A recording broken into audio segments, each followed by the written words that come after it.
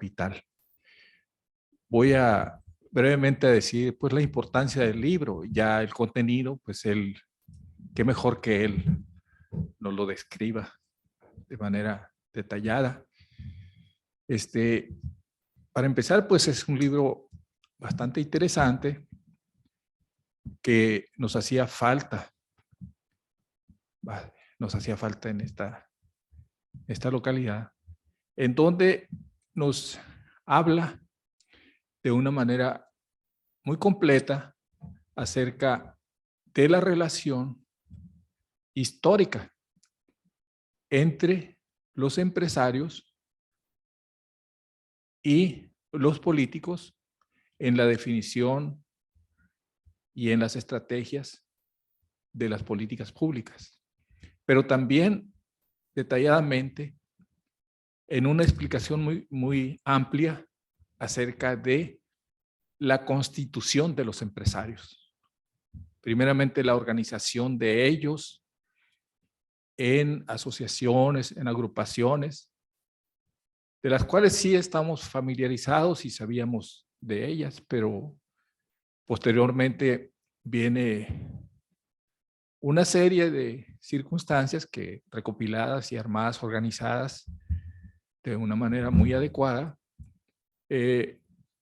nos presenta cómo se va, a la vez que interviene, digamos, en la política, se va conformando este colectivo de empresarios relacionándose a las diferentes organizaciones que a veces teníamos la impresión de que tenían puntos de vista diferentes e incluso desencuentros significativos. Sin embargo, de la manera en la cual, coordinados con un punto recurrente entre ellos respecto a ciertos lineamientos a nivel global o a nivel internacional o multilateral, con las organizaciones de la ONU, el Banco Mundial, el Fondo Monetario, y posteriormente asociaciones como la OCDE, que establecen ciertos lineamientos, van definiendo ciertas estrategias y ciertos conceptos, empiezan a influir con la coordinación y acoplamiento de un discurso que, bueno, bajo el interés del autor, pues habrá que lo analiza muy puntualmente en el tema educativo. Viene detallado, digamos, por épocas, según las crisis, tal vez una que es recurrente analizar, la crisis de los 70 y la manera en la cual reaccionan los empresarios, buscan el amparo, la relación con la política, con los políticos de esa época. Posteriormente en los 80, la década perdida para América Latina, como se le conoce, la crisis de la deuda que les golpea, como a toda la población, pero bueno, ellos tendrán ese privilegio de contactarse, digamos, con los políticos. Y en lo que se refiere a la educación, empezar a colocarse ellos en ese espacio, digamos, educativo para buscar un apoyo, un respaldo dentro de sus intereses muy propios. Pero donde hay un acoplamiento muy completo entre varias asociaciones de empresarios, pero también muy relacionados con las políticas en los 90. Nosotros recordamos las crisis especulativas, el efecto tequila, el efecto vodka, la crisis.com, ¿no? Que fue ya en 2000 y donde golpeó duramente a muchos países. En América Latina, pues quién no recuerda a Argentina, pero también movilizaciones colectivas fuertes que manifestaron que en las crisis no solo eran económicas, sino también sociales y políticas, claro. Los empresarios pues echan el hombro, digamos, ¿no? En la política, bajo diferentes estrategias, y empieza a conformar algo que ayer me estaba confesando o compartiendo, digamos, Mauro, de su proyecto ya muy avanzado, de su segundo libro, la conformación de redes sociales. Y estas redes sociales, pues, con la configuración de sociedad civil, pueden vestirse, disfrazarse de una manera para presentarse como sociedad civil.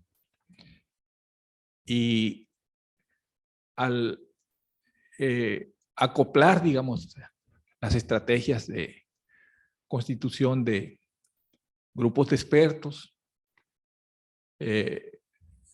estrategia de presentación de resultados o de acuerdos o de consensos a través de ese grupo de expertos en dosis específicas, políticas para ser tomadas por el gobierno, ¿no? Ya nada más cucharadas, en gotas, en cápsulas o entre los lineamientos que se dan a nivel global. Se empiezan a crear ya configuraciones de discurso acerca de la función de las empresas, de el cometido de las empresas, aparentemente, digamos, el sentido social de las empresas, el interés de las empresas, como un discurso que es fácil trasladarlo a la educación en la medida en que a nivel global, las instituciones globales están haciendo esta orientación de sentido, digamos, del discurso. Y pues algunos intentos de teoría que algunos empresarios habían lanzado, digamos, hacia el terreno de la política y de la política educativa, empiezan a cuadrarse, a cuajarse y a colectivizarse, presentarse como consensos y como fácilmente de ser transmitidos y aceptados, recepcionados, digamos, por la política. Entonces, el concepto de calidad educativa es central en este aspecto, digamos, ¿no? Un concepto del funcionamiento de la empresa globalizada, instrumentalizada con la tecnología, bajo la idea, digamos, de la sacralidad de la tecnología, los retos de la globalización y una serie de planteamientos se presentan como digamos, el contenido de lo que se puede representar como calidad de la educación. Cuestión bastante difícil que cuestiona mucho Cristian Laval en cuanto a que un proceso, digamos, como el proceso educativo puede ser como la mercancía, calificado con calidad. Tenía que ser forzoso, digamos, este esfuerzo. Pero así se plantea una atadura al sistema educativo que lo lleva o lo conduce, digamos, al interés de las empresas, para que una vez que en esa crisis de los 90 que golpeó muy fuerte a todo lo que se convirtió en bono de inversión y que fue lanzado a la bolsa por los especuladores y quebrantó muchas empresas y corporaciones fuertes en todo el mundo, quedaba la educación, ¿no? Como un reducto, no solamente como fuente, como lo resalta muy bien Mauro, en el manejo del presupuesto educativo, pero también el funcionamiento de la educación a través de un buen análisis que hace de la conexión interna y externa de la función educativa, ¿no? Es decir, los servicios hacia afuera y los servicios internos en cuanto a la operación de la función educativa. Y en estos sentidos, y ahí es donde estriba supongo yo, ¿no? El título del libro, ¿no? Pedagogía, porque uno dice, bueno, es la pedagogía, y luego lo relaciona uno con el aula, pero es una función más completa y social que al entrar en ese entramado, los empresarios de la función que solo era institucional, o que debió haber sido, o incluso lo fue por mucho tiempo, y función pública, de pronto están ahí pues los empresarios presentes como una necesidad. Claro que es como un negocio, lógicamente, ¿no? Y de esa manera, digamos que entrarían en el siglo ¿no?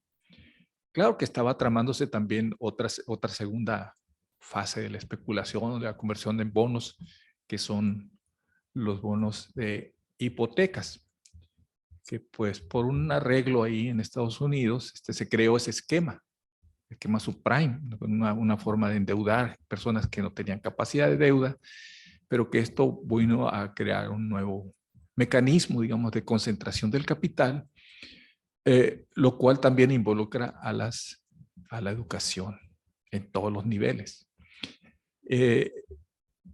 Y claro, lo que él describe de manera más amplia y más detallada es la participación activa dentro de la escena pública, con una también coparticipación de los medios de comunicación, de los líderes empresariales, no solo líderes de corporaciones empresariales, sino también de agrupaciones de estas organizaciones empresariales en redes de empresarios que se presentan como sociedad civil, como ONG, como ahorita lo voy a describir de manera más detallada, lúcida, genial. Y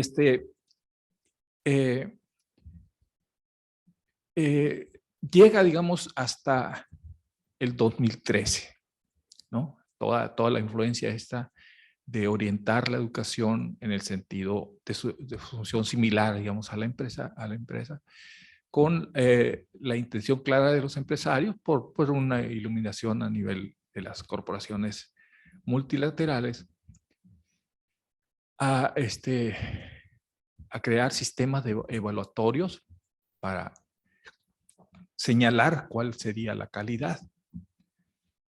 En esta trayectoria, digamos, surgen las definiciones de los fines de la educación que todavía prevalecen, como son la empleabilidad y la, ¿cuál es el otro concepto? El de, eficiencia, empleabilidad. Ajá. Sí, claro. Cuentas.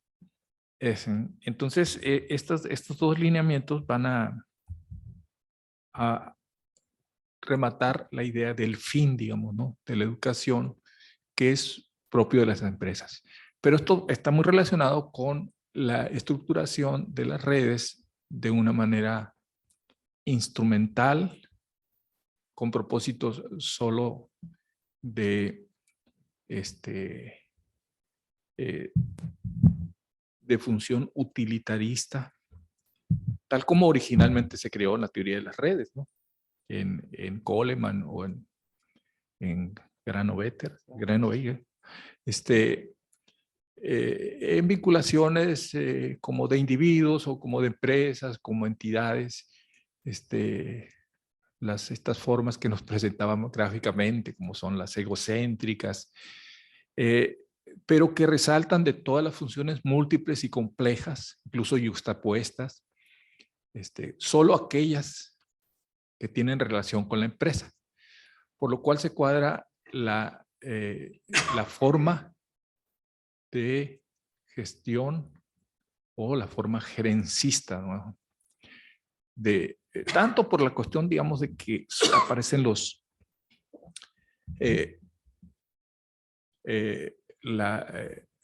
asesores, los grupos de expertos, los think tanks, los que manejan todo con todos los datos, que son los que se preparan, digamos, en las grandes universidades que empiezan a surgir también en el país.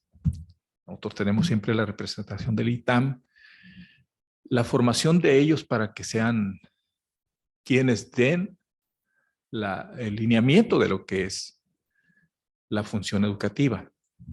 Es decir, tendrá que ser el doctor, el gran sabio, el que sabe todo, Tú crúzate de brazos, ponte en una poltrona y espera que él haga, lo va a hacer bien. Y no tienes por qué protestar, organizarte. Ya todo está elaborado, está pensado. Confía en él, que pase, tome la palabra. Entonces, en esta cuadratura, digamos, de formato, ahora se dice que también es gobernanza, se establece una afinación, digamos, de la estructura burocrática y jerárquica de la educación a todos los niveles. Y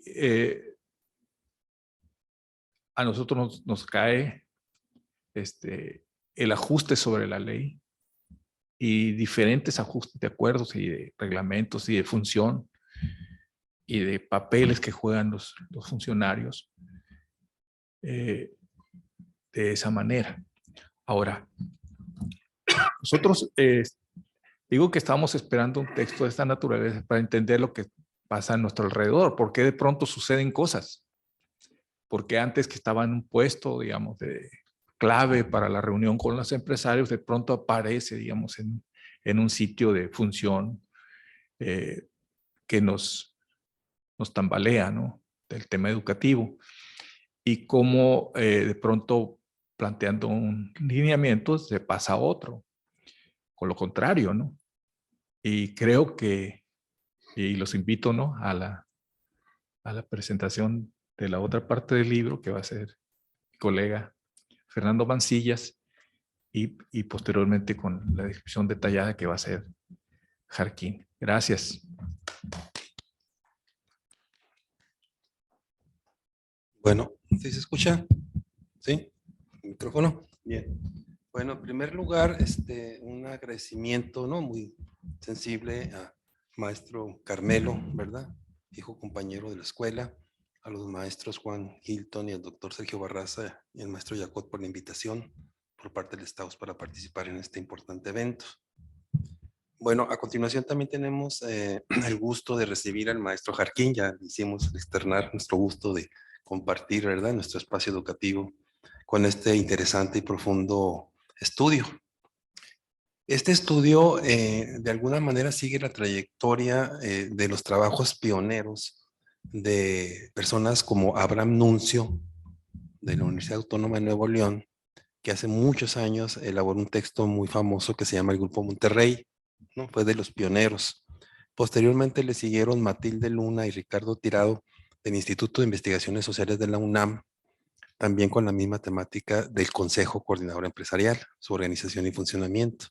Entonces, en esta trayectoria se inscribe el interesante trabajo del maestro Jarquín. Entre las empresas que el maestro menciona, encontramos, ¿no?, Empresarios para la Educación Básica, EXEPS, se pronuncia, ¿no? Las siglas 2006. Esta organización empresarial, para aquellos que no creen en la lucha de clases, ha presentado un desarrollo de estándares que ayudan a medir los niveles obtenidos por cada actor educativo en el país. En 2007, esta organización se coordinó con la Organización de Estados Iberoamericanos, OEI, que es una organización internacional muy importante, y con la Secretaría de Educación Pública para financiar un estudio con el objetivo de construir estándares de desempeño docente. Su principal líder ha sido Enrique Madero Bracho, hasta la actualidad, consejero de Coparmex, expresidente del Consejo Empresarial Mexicano para Asuntos Internacionales y presidente de la compañía minera Autlán. De 2002 a 2004, Madero también fue presidente del Consejo Empresarial para América Latina, una importante organización empresarial latinoamericana, como lo dice su título.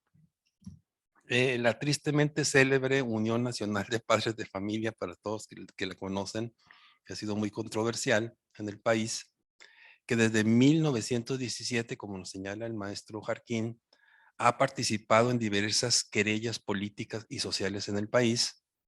También generó un intenso y explícito conservadurismo antisocialista. Su nacimiento se desprende de corrientes políticas de derecha como las ligadas al sinarquismo. Se ha opuesto a la educación laica en regímenes callistas, a la educación socialista del cardenismo y en una oposición decidida a la publicación de libros de texto gratuito. El actual presidente es Leonardo García Camarena, militante del Partido Acción Nacional. Suma fue conformada en 2006 con la preocupación de sus fundadores, entre comillas, por los resultados educativos en el país. La presidencia ejecutiva ha sido ocupada por Teresa Ortuño, militante del Partido Acción Nacional, y senadora plurinominal de 2009 a 2012, donde fue presidenta de la Comisión de Educación del Senado. En 2016, Teresa Ortuño fue designada directora general del Colegio de Bachilleres del Estado de Chihuahua. Vean la incidencia del PAN ahí. Únete es otra organización que fue creada en 1999 por Max Shane, un empresario estadounidense radicado en México desde 1924 hasta el año 2000, año de su fallecimiento.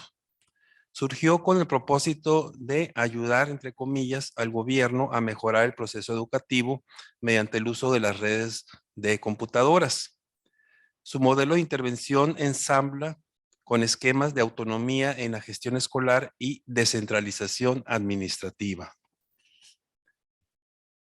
Entre otras múltiples organizaciones que menciona el autor, ¿no?, en su estudio, ¿no?, profundo estudio, también encontramos que con la existencia de diversas asociaciones empresariales, proempresariales, confesionales y profesionales vinculadas entre sí y con intereses convergentes en educación, generó lo que estas organizaciones consideraban un acuerdo institucional erróneo en el sistema educativo que había que subsanar. Era el propósito de todas estas organizaciones empresariales, fundamentalmente centrado en el pacto corporativo entre el CENTE, Sindicato Nacional de Trabajadores de la Educación, y la Secretaría de Educación Pública.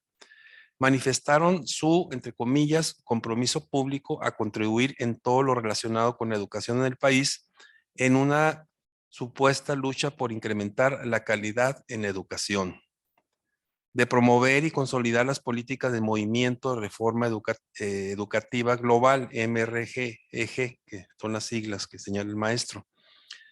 Dicho compromiso se materializó en un documento publicado por los principales medios de comunicación masiva del país del 9 al 11 de mayo de 2007, denominado Pliego Petitorio de la Sociedad Civil, con 10 demandas educativas. En esta lucha y a través de diversas plataformas organizacionales se ha constituido la nueva derecha educativa mexicana, concepto que acuña el maestro Jarquín, orientada a la gerencialización y privatización de los procesos educativos y del Sistema Nacional Educativo ante los señalamientos críticos de la educación nacional. Se considera así la nueva derecha educativa en México como la integración política de organizaciones de la sociedad civil de carácter empresarial, conservador y profesional, con think tanks y entidades corporativas, las cuales, bajo la dirección del gran empresariado nacional, comparten el propósito de transformar al sistema educativo mexicano en función de los principios fundamentales del movimiento de reforma educativa global. En el dominio educativo actual, las lógicas del mercado capitalista han logrado permear de tal manera, nos señala Jarquín, que un espacio que podría ser de realización, desarrollo, libertad y cooperación humana se ha convertido en un dispositivo disciplinario cada vez más orientado a la generación de capital humano adecuado para la diversidad de los objetivos de valorización en el contexto de la denominada Cuarta Revolución Industrial, referida por el Foro Económico Mundial. La desvalorización de la figura del estudiante, nos señala el maestro Jarquín, ha crecido en razón directa de la valorización del capital humano como producto escolar, a través de reformas educativas, programas de estudio, mecanismos de gobierno educativo y prácticas didácticas integradas a la ideología dominante, orientada a la generación de una más eficaz y flexible fuerza de trabajo de una mercancía humana de mayor calidad y eficiencia para el capital. En tal sentido, se comprende la pedagogía del capital en dos dimensiones, de carácter estructural y de carácter histórico. A nivel estructural, nos señala el maestro, se dirige con la necesidad de reproducción de fuerza de trabajo apta para la valorización. La fuerza de trabajo disponible debe ser competente, es decir, apta para funcionar en el complejo sistema de producción, los puestos de trabajo y las formas de cooperación determinadas. Este hecho es fundamental para la pedagogía del capital, pues su existencia misma depende de tal proceso de reproducción. Si no hay fuerza de trabajo adecuada y disciplinada, no hay valorización, no hay ganancia, no hay más capital. Por eso la importancia de esta pedagogía del capital. Desde el nivel histórico se sitúa la transición de la formación en función de conocimiento a posteriormente capacidades y habilidades. Llegó aquí la moda de las competencias, recordarán ustedes en la Universidad de Sonora. De un gobierno vertical y centralizado en educación hacia un paradigma de gobernanza más favorable a la intervención privada. La transformación de la noción de calidad educativa de contenidos morales a definiciones prácticas y tecnocráticas. La pedagogía del capital como proyecto político pedagógico de subsunción real del proceso educativo a la lógica del mercado no puede entenderse sin la comprensión del pensamiento crítico. Por lo tanto, el pensamiento crítico debe conformar horizontes de análisis de los procesos educativos donde se integre la dimensión histórica y estructural en la búsqueda de caminos de emancipación de la labor educativa. El maestro concluye al final de su obra con las siguientes palabras de Antonio Gramsci, el gran pensador crítico italiano, cuando señala: lo que ocurre no ocurre tanto porque algunas personas quieran que eso ocurra, sino porque la masa abdica de su voluntad, deja ser, deja que se aten los nudos que luego solo la espada puede cortar, deja promulgar leyes que después solo la revuelta podrá derogar, deja subir al poder a los hombres que luego solo un motín podrá derrocar. De tal manera, concluye el maestro, la indiferencia es el peso muerto de la historia, según Gramsci. En consecuencia, ante la fatalidad y las condiciones adversas, se requiere el conocimiento y la acción crítica. Gracias.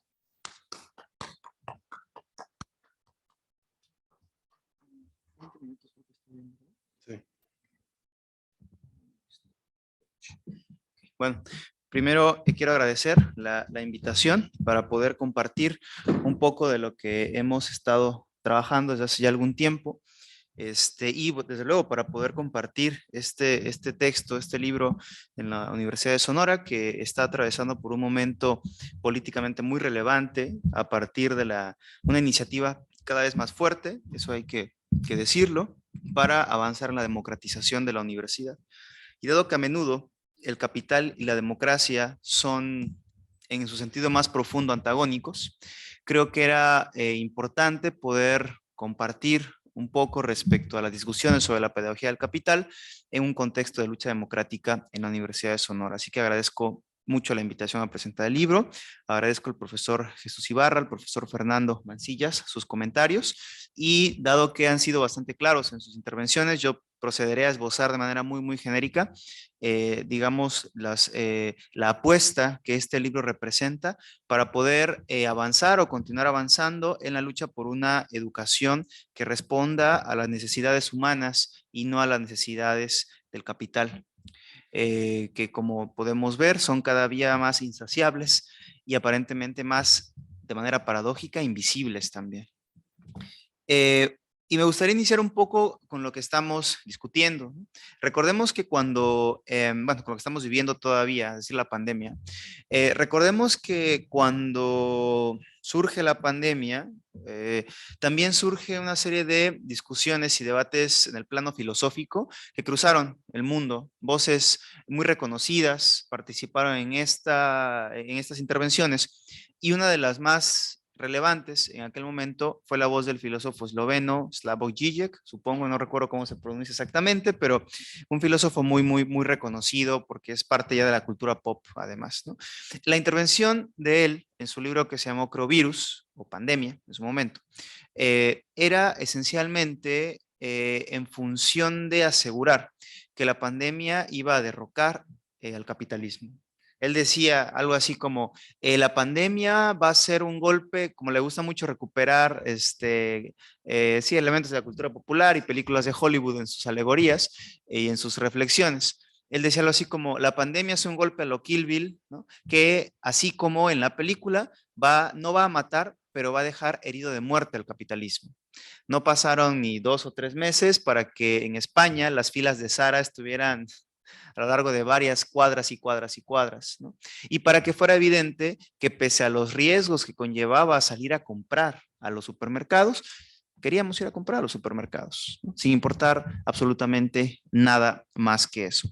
Y eso me parece que es importante porque pese al riesgo que conllevaba salir y estar en un espacio compartiendo con muchas personas, pese a la propia lucha de clases, que en efecto fue muy álgida o ha sido álgida en el tiempo de pandemia. Recordemos las jornadas de lucha en América Latina, en Chile. Recordemos las jornadas de lucha en Chile en plena pandemia, o aquí en México, las jornadas de lucha de la Coordinadora Nacional de Trabajadores de la Educación en los primeros meses de la pandemia. Bueno, pese a todo eso, el capitalismo sigue, se mantiene, se mantuvo y en varios puntos está mucho más consolidado que nunca, tomando como ejemplo la expansión de la economía digital, ¿no? Y la expansión de las grandes inversiones de las compañías Big Five, de las grandes empresas de base tecnológica de Silicon Valley. Ahora, esto desde luego es parte de la naturaleza propia del capitalismo y es algo que la teoría marxista o la teoría de la economía política ha descrito y analizado desde hace mucho tiempo, en contraste con otras, digamos, escuelas de análisis económico que consideran, por ejemplo, las crisis como algo exterior al capitalismo o exterior a la economía. Para la tradición crítica, las crisis son parte constitutiva del capitalismo y de hecho son elementos que le dan aliento, que le permiten romper lo que ya no sirve, que le permiten borrar lo que ya no es productivo y que le permiten construir nuevos enclaves de producción que tienen como correlato nuevos anclajes sociales, y en eso estamos en este momento. Basta ver, por ejemplo, qué tanto nos hemos ya convertido en, no quisiera decir apéndice, pero en un usuario constante, no únicamente de aplicaciones en los celulares respecto, por ejemplo, a divertirnos, ¿no? Sino también en nuestra práctica didáctica.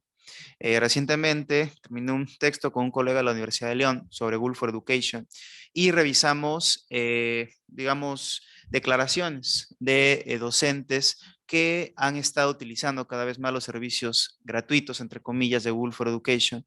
Y muchos de ellos y ellas lo que dicen es, mi clase no va a volver a ser la misma.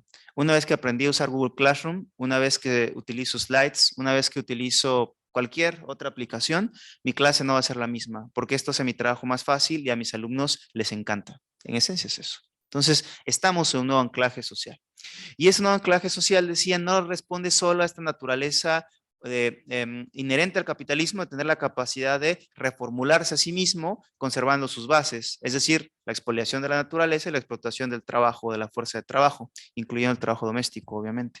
Sino eso también hace alusión a otra capacidad del capitalismo en tanto formación social, que es la que a mí me interesa en este libro y que es lo que subyace el desarrollo del libro, y la capacidad de formar sujetos en el propio proceso de producción. El capitalismo, digamos, tiene como su unidad fundamental la relación social, ¿no? Que es el capital. El capital también, a diferencia de otras escuelas económicas, no es un bien físico, es una relación social. Es una relación social en la cual interviene un intercambio, ¿no? Fuerza de trabajo a cambio de salario que conlleva también explotación. Pero además de que esa relación social puede producir mercancías, prácticamente todo lo que nosotros comemos, vestimos, escuchamos, es producido con esa lógica del capital. También produce personas. ¿En qué sentido? En el sentido de que la propia lógica del capital y el propio capitalismo, en tanto formación social determinada, nos genera determinadas pautas respecto a cómo vernos a nosotros y a nosotras mismas, cómo entendernos a nosotros y a nosotras mismas, cómo interpretarnos, entre comillas, en nuestros roles de género en la sociedad, por ejemplo, cómo interpretarnos como parte de una comunidad política mucho más amplia, cómo, por ejemplo, interpretar el heroísmo o cómo interpretar el compromiso, cómo entender la familia. Todo eso son elementos que el capital genera y despliega a lo largo de los procesos de valorización. Y para eso hay un sector importantísimo en el capitalismo, que es la industria cultural. Recientemente hemos visto, por ejemplo, cómo el ser moreno cada vez es más, digamos, una reivindicación, claro, a la luz de que determinados actores mexicanos de tez morena están triunfando en Hollywood. De modo que hay un cambio en el discurso y hay un cambio en los patrones de socialización, lo cual no necesariamente significa que exista un cambio estructural, pero sí existe un cambio en las narrativas. Y ese cambio en las narrativas es en última instancia, como dicen sociólogos, a propósito de quienes me acompañan, performático. Es decir, genera consecuencias a partir de ser nombrado. Y cuando consideramos entonces que esa forma del capital de crear formas de vida, de entendernos a nosotros y a nosotras mismas, es también performático, entonces podemos decir que el capital, en este despliegue estratégico para constituir personas, crea una sociedad determinada. Una sociedad, lo diré así un poco recuperando esta alegoría religiosa, pero a su imagen y semejanza. ¿Y qué es una sociedad a la imagen y semejanza del capital? Bueno, una sociedad donde lo que permean son esencialmente intereses de carácter instrumental, ¿no? Es decir, hago esto porque requiero obtener algo al respecto, ¿no? Que además es una cuestión que no va necesariamente en la crítica moral y es algo que ya está teorizado por economistas bastante vinculados al capitalismo. Es lo que, por ejemplo, en su momento propuso Gary Becker, economista de la Escuela de Chicago, cuando decía que tener un hijo era un cálculo económico o una hija y que los padres y las madres esencialmente veían en los hijos una inversión. Y lo que decían era, voy a cuidarlo bien, voy a quererlo, voy a apoyarlo, para que cuando yo sea una persona de la tercera edad, una persona mayor o esté enfermo o enferma, este chiquito o esta chiquita me cuide. Es decir, es una inversión. El padre de la teoría del capital humano. Fallida. Una inversión fallida muchas veces. El padre de la teoría del capital humano, ¿no? Entonces, a lo que voy es, todas estas discusiones nos ponen de frente con el hecho de que vivir en el capitalismo no es únicamente vivir, digamos, para la producción, sino vivir a lo largo de la propia producción y a lo largo de esos procesos productivos conformarnos en personas que aparentemente somos autónomas, pero que en el fondo estamos permeados por una cantidad tremenda de incentivos, ¿no? Una cantidad tremenda de rasgos culturales que terminan conformándonos como personas, entre comillas, individuales, bueno, como individuos en el plano de lo liberal. Ahora bien, esta industria cultural, decía, es un enclave fundamental en la reproducción del capitalismo y sobre todo en la reproducción de la lógica del capital. Y es una forma mediante la cual el capitalismo puede desarrollar personas determinadas, personalidades determinadas, a través de un continuo consumo de productos culturales. Pero hay otro ámbito y es en el cual se centra el libro. Y es esencialmente en un conjunto institucional que resulta fundamental en la vida de millones de personas a lo largo, digamos, de estos procesos de formación individual, de formación del carácter, etcétera, que es la escuela, la escolaridad formal, ¿no?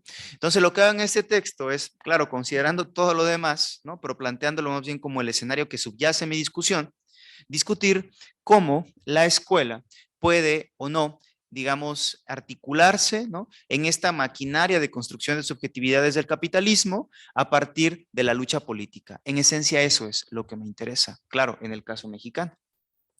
Y cuando reviso eso, lo que encuentro es que no resulta muy difícil verificar que mientras las izquierdas de manera general ¿no?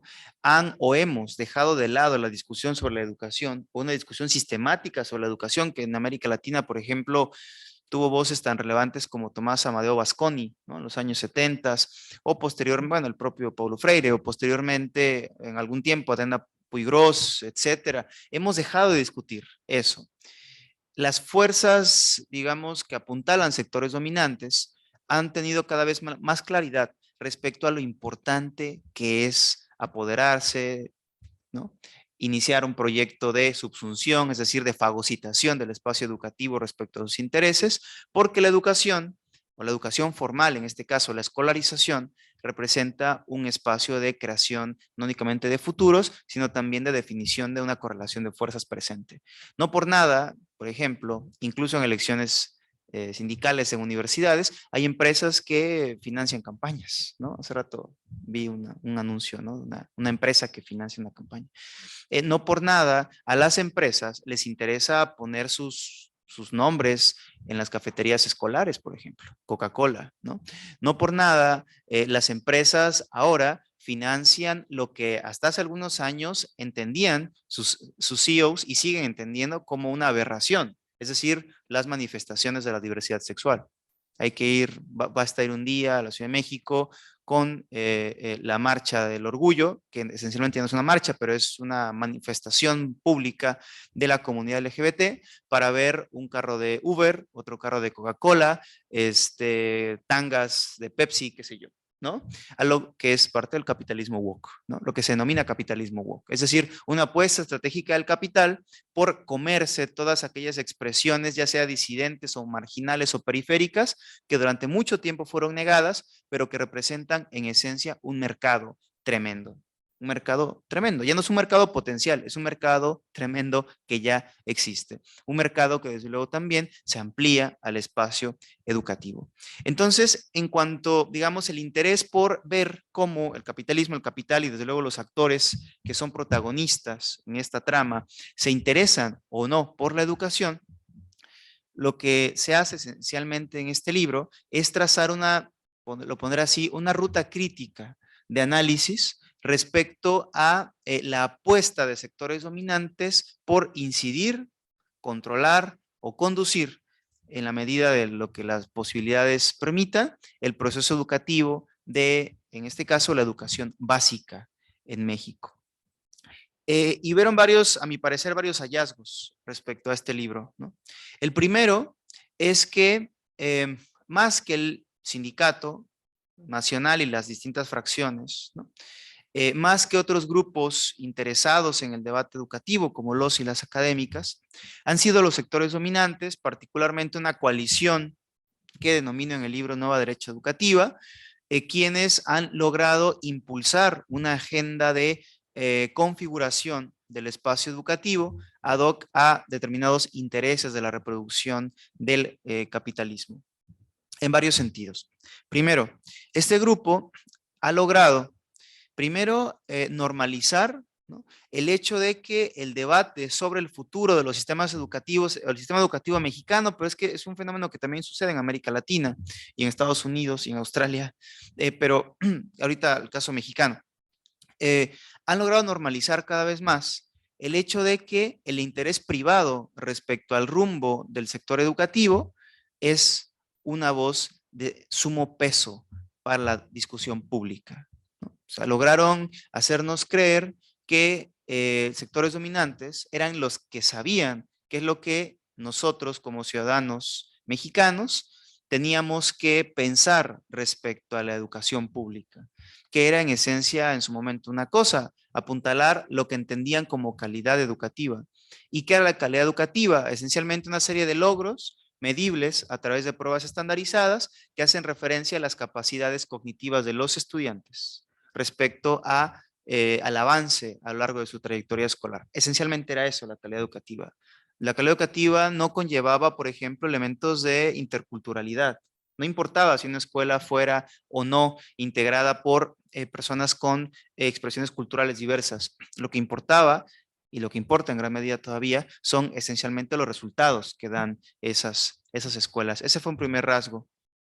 Un segundo rasgo es que lograron pensar que la intervención del sector privado directamente en las escuelas era algo también normal e incluso era algo que tenía que favorecerse por medio de lo que se denomina como impulso a políticas de alianza público-privado en educación.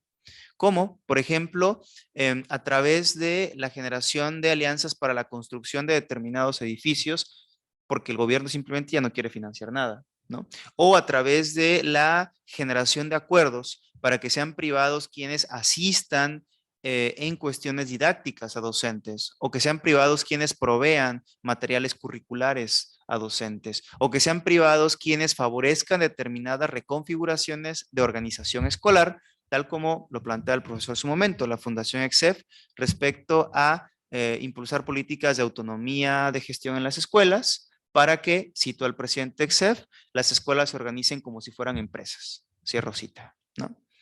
Un tercer elemento que logró realmente consolidar este conjunto de actores privados fue algo que se denominan políticas de rendición de cuentas en educación y que esencialmente consisten en hacer responsables directos al profesorado sobre los resultados educativos, sin considerar el contexto en el cual el profesorado tiene que trabajar para poder llevar a cabo, digamos, su práctica didáctica y así llegar a determinados resultados educativos. Esto es algo que permea mucho, por ejemplo, cuando llegan las jornadas PISA a nivel mundial, pero estoy hablando ahorita de México, y ante los magros resultados que tienen algunos sistemas educativos, el principal responsable es esencialmente el profesorado. Y otra cuestión importante, este conjunto de actores también ha logrado, digamos, consolidar en el debate educativo nacional la idea de que la educación sirve esencialmente para formar personas que se dirijan a los mercados de trabajo. Y eso, digamos, no necesariamente es algo malo. Las propias discusiones educativas, progresistas o revolucionarias han contemplado la importancia del trabajo en la formación de las personas, pero es una ética distinta. El ethos del cual se parte en ese proceso, en este proyecto educativo, no contiene el hecho de que la educación también sirva para poder desempeñarte en el mercado de trabajo, sino consiste en pensar que la educación en esencia, tiene que conformar una persona cuyos valores, cuyas prácticas, cuyos hábitos le permitan desarrollarse de manera exitosa a lo largo de su vida, pero siempre contemplando una clave instrumental en sus acciones. Es algo enteramente distinto. Y aquí estamos entonces hablando de la teoría y la perspectiva del capital humano en educación. Entonces, este conjunto de organizaciones que ahorita explicaré de manera muy breve, lograron cuando menos esas cosas, ¿no? Primero, repito, hacer creer que la voz del mundo privado era la voz relevante en educación. Segundo, lograr entender al profesorado como el principal responsable de los magros resultados educativos, independientemente del contexto en el cual estos se llevarán a cabo. Tercero, apuntalar políticas de realmente expansión de la esfera de influencia del capital por medio de alianzas público-privadas en educación. Y cuarto, digamos, perfilar todo este proceso formativo en clave de la perspectiva del capital humano. Ahora, si le echamos un ojo, ¿no?, a lo que es la teoría del capital humano, podremos ver que es mucho más que la explicación del crecimiento económico en Estados Unidos después de la Segunda Guerra Mundial, que es, digamos, el origen teórico de la teoría. La teoría del capital humano de fondo conlleva una perspectiva de sociedad en el cual, por ejemplo, no existen clases sociales. Lo que existen son individuos. Y son individuos que pueden o no salir adelante en función esencialmente de sus aptitudes y de sus actitudes respecto a la vida. Es un cambio digamos, de planteamiento, voy a decirlo así, social, sumamente radical. Y es una manera en la cual se comenzó a replantear el ejercicio educativo en México al menos de los años 90, tanto a nivel de la perspectiva bajo la cual gobernantes, presidentes, gobernadores, presidentes municipales veían la educación de manera retórica, como también a la luz de los propios documentos oficiales en educación. De modo que y eso es algo que pasa en todo el mundo, incluso ahorita, por ejemplo, después de la pandemia, la principal preocupación del Banco Mundial es lo que y por lo tanto de otras entidades y think tanks estadounidenses, etcétera, y en México, la principal preocupación de México Evalúa, por ejemplo, el think tank vinculado al sector privado, es a lo que denominan learning loss, las pérdidas de aprendizaje.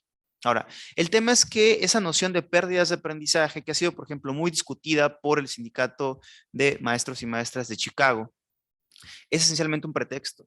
Es un pretexto para reorganizar una campaña para controlar el proceso educativo post pandemia y agudizar las políticas que se llevaban a cabo tiempo antes. Políticas que conllevan una cultura de la auditoría, hacer responsables a los docentes, de ampliar los espacios de intervención del capital, alianzas público-privados, etcétera, ¿no?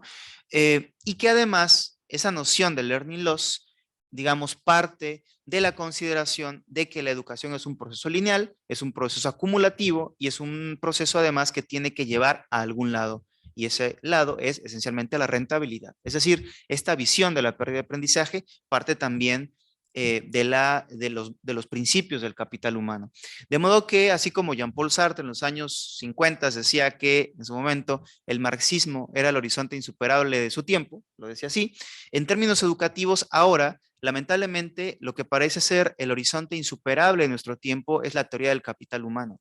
Y yo creo que eso tendría que ser una discusión que permeara en todos los niveles educativos, porque insisto, no es solo una teoría respecto a la medición del crecimiento económico de los países, no es solo una teoría que nos permita analizar lo que denominan tasas de retorno en educación, es una forma de ver el mundo que nos está colonizando cada vez más, por medio de la academia liberal, por medio de políticas educativas fundadas en principios liberales y también por medio incluso de la propia industria cultural, ¿no? Y son principios que subyacen películas de Marvel, de DC, financiadas o en parte por el gobierno de Estados Unidos, apuntaladas, algunas de ellas por la propia CIA, etcétera, ¿no? Entonces, es un problema a lo que voy muy complejo. Ahora bien, ¿cómo? Ya mostré un poco el resultado. Bueno, otro resultado de esto fue que esos 4 logros que comentaba hace un momento se cristalizaron. Se cristalizaron en un primer momento en la reforma educativa del sexenio pasado, ¿no? A través de varias políticas. Lo que se denominó servicio profesional docente era en esencia políticas de rendición de cuentas. Lo que se denominó programa Escuela al Centro era una política de autonomía escolar que buscaba cambiar la manera de gestionar las escuelas en clave gerencial. Lo que planteaba la apuesta curricular de los clubes eran alianzas público-privado, donde instancias privadas ahora iban a proveer de herramientas curriculares a las escuelas. Es decir, estas prácticas, estas tendencias que a nivel internacional se han debatido, entre otros conceptos, con el de movimiento de reforma educativa global, se consolidaron como políticas a partir de la reforma del año 2013. Pero son políticas que en alguna medida siguen vigentes. Y a eso se dedica el último capítulo del libro. En tiempos de la 4T, esas políticas siguen vigentes. Ahora bien, y con esto ya voy cerrando, ¿no? Porque ya llevo 24 minutos. Desde luego que cuando se habla así, a veces parecería ser una discusión a nivel conceptual, ¿no? Y esa discusión a nivel conceptual, digamos, la llevé a cabo justamente en la primera parte del libro. Porque lo que quería yo ver era, digamos, antes de discutir el proceso político en el terreno y antes de hacer lo que ya hizo el profesor, es decir, poner nombres, mencionar qué grupos habían apuntalado esto que denomino la pedagogía del capital en nuestro país, quise hacer una discusión a nivel teórico, una discusión un poco a nivel histórico para enmarcar el análisis de la operación política. Ya en la segunda parte del texto, que es donde analizo la operación política, lo que hago esencialmente es, primero, en efecto, digamos, hacer una serie de cortes históricos, pues que son, al fin de cuentas, unilaterales y autoritarios, pero bueno, no tenía en mi estudio de otra opción, en los cuales, digamos, trato de definir una serie de elementos comunes en cada corte histórico que se vincularían con el propio desarrollo de la política educativa en ese tiempo. Después de eso, lo que hago es identificar algunos grupos que habían o han apuntalado ese tipo de políticas en el sistema educativo nacional, y empecé por uno que es la Organización Mexicanos Primero, una organización creada por Claudio X González, presentada formalmente en 2007, pero que desde 2004 había tenido ya una serie de actividades, y a partir de esta organización comienza a construir un estudio, digamos, seminal de redes sociales, ¿no? En el cual alcanzó, digamos, a abarcar un conjunto de más o menos 14, 15 organizaciones civiles que con el paso de los años lograron impulsar el proyecto educativo que les mencionaba hace un momento en el sistema educativo nacional, con el resultado de la promulgación de la reforma educativa 2013. En la segunda parte, llego, digamos, igual a 3 o 4 quizás conclusiones, ¿no? Primero, el capital, en tanto actor político y actor colectivo político, tiene una capacidad enorme para presentarse de distintas formas en la sociedad. El capital no se presenta exclusivamente como cámaras empresariales, se presenta también bajo el rótulo de sociedad civil. Es algo que ya desde el año 2000 James Petras había escrito, pero que en el caso mexicano al parecer sigue vigente y que todavía, bueno, cada vez ya es más evidente, pero que todavía no ha sido lo suficientemente discutido. A partir de 2004, Vicente Fox promulgó una ley, bueno, en 2004, Vicente Fox promulgó una ley que se llamó Ley de Fomento para las Actividades de las Organizaciones de la Sociedad Civil, y esto permitió que las cámaras empresariales pudieran encontrar una vía alterna en su participación política. De modo que el Consejo Coordinador Empresarial, la Coparmex o el Consejo entonces mexicano de hombres de negocios no tenía que salir ya a la palestra y decir lo que los empresarios del ramo o del sector o de la organización queremos es esto, sino era mucho más sencillo comenzar a organizar, a formar organizaciones de la sociedad civil que salieran al debate público diciendo, la sociedad civil quiere esto, la sociedad civil quiere lo otro, la sociedad civil quiere el paquete fundamental de la política liberal, ¿no? Estado de Derecho, rendición de cuentas, transparencia, democracia, que es un poco lo que discutíamos ayer, ¿no? Desde luego, cada una de esas nociones tiene una connotación de clase, y eso no se dice. El punto es que ese es el primer elemento de esa capacidad de capital para poder presentarse de distintas formas. Me permitió permitió que en el trabajo pudiera mostrarse cómo se fue construyendo una, entre comillas, agenda ciudadana de reforma para reformar la educación nacional, que con el banderazo de 2007, que mencionó el profesor a su momento, logró consolidar no solo una agenda de cambio educativo, sino también un ambiente, una tormenta perfecta, dirían quienes se encargan de ese tipo de análisis estratégicos, que permitió, ¿no?, reformar la educación nacional en clave gerencial, incluso con un porcentaje de aceptación importante por parte de algunos sectores de la sociedad. Sería el primer, creo, hallazgo. El segundo es que estas formas de cambiar la educación en los países a menudo han sido interpretadas de una manera un tanto errónea por movimientos sociales de izquierdas, ¿no? Porque cada vez que se presenta una propuesta de reforma educativa, por ejemplo, la respuesta inmediata de quienes militan o militamos es una imposición del Banco Mundial, ¿no? O dijera el presidente de la República, es el Fondo Monetario Internacional. Es una salida fácil, la hipótesis, ¿no?, impositiva o de la imposición, pero es una salida que también genera dos consecuencias. Por un lado, no permite una lectura completa del problema, ¿no? Y nos dice, lo que nos apunta esencialmente a echar sombras sobre un problema complejo. Y segundo, es una salida interpretativa que además desmoviliza, porque entonces si el problema es una imposición directa de una entidad multilateral como la OCDE, que además no hace eso, no puede hacer eso por su práctica, tiene que negociar, o de un banco de desarrollo internacional como el Banco Mundial, entonces el debate no está en México, el debate es fuera, ¿no? Y por lo tanto no podemos movilizarnos, no podemos hacer nada más que quejarnos en torno a la imposición. Lo que se puede plantear en el texto es que en este caso las reformas educativas en nivel básico, en clave gerencial, ¿no? La palabra neoliberal la uso 2 veces en el libro porque no me gusta mucho, pero en clave gerencial son agendas impulsadas desde el propio país, ¿no?, a través de un intercambio de conocimiento bastante complejo que se da nuevamente por vía de redes de sociales y determinados nodos de creación de conocimiento. Pero el proceso político esencialmente es en México. Y los actores a los cuales hay, digamos, en todo caso que combatir en el plano de lo político, en el plano de la discusión y de la ciencia, son también en territorio nacional, ¿no?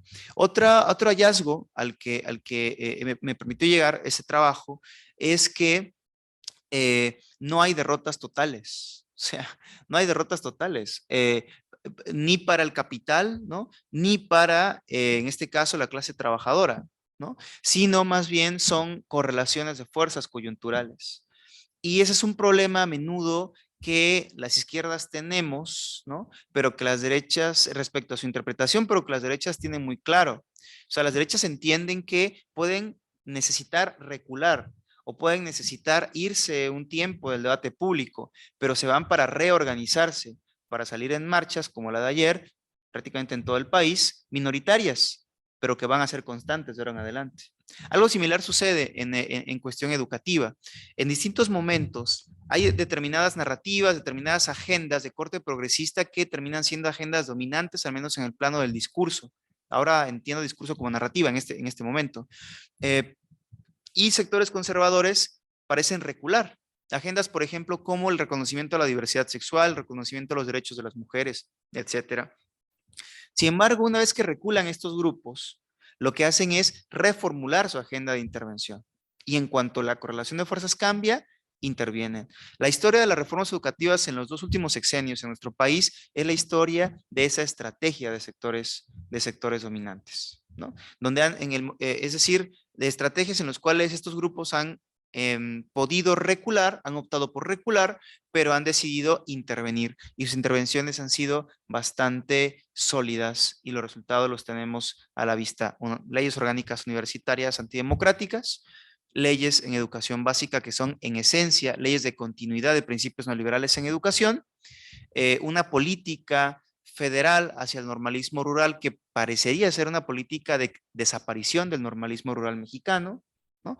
Y, en contraste, una política de fomento a prácticas emprendeduristas, individualistas en el mundo del trabajo docente, como por ejemplo la promoción del premio, del Global Teacher Prize, impulsado por Barkey Foundation, ¿no? O sea, sectores dominantes que buscan transformar lo que es la educación pública. Entonces, digamos que en la segunda parte del libro, muestro cómo esta capacidad de operar de sectores dominantes, la capacidad del capital de poder cambiarse el rostro a una narrativa civil o de llamarse como sociedad civil y no llamarse como representante del empresariado, la capacidad de generar redes de alianzas entre distintas organizaciones y esas organizaciones con bancas de desarrollo, organismos multilaterales, etcétera, permitieron que en 2013, aún en un contexto de un presidente pues, cuestionado y lo que sea, se pudiera impulsar una reforma educativa que transformó el sistema educativo en clave gerencial.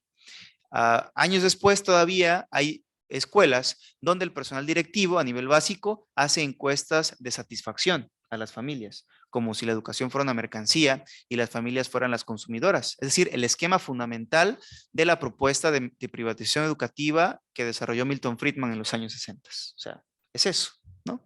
Y lamentablemente, ese cambio que se desarrolló en esos años aún genera estragos. Entonces, en el último capítulo del libro, lo que hago es, digamos, un análisis en torno al sexenio actual, ¿no? De la política educativa del gobierno de Andrés Manuel López Obrador y a partir de un proceso similar, es decir, de dar un recorrido por los principios que subyacen la política educativa, de hacer un análisis de los principales actores que intervienen en el desarrollo y ejecución de la política educativa y hacer una valoración respecto hacia dónde conducen dichas políticas y llego también a algunas conclusiones, ¿no?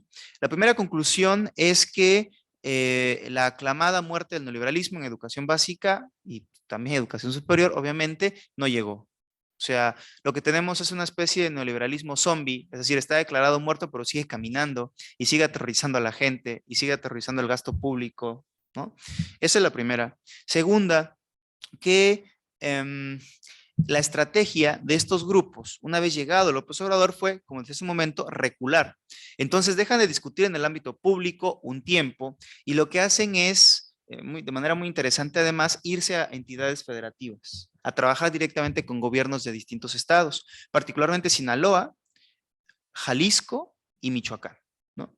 Construyen ahí entonces enclaves de operación, si queremos verlo así, desde los cuales comienzan a reorganizar sus propuestas, pero además ya trabajando a nivel local.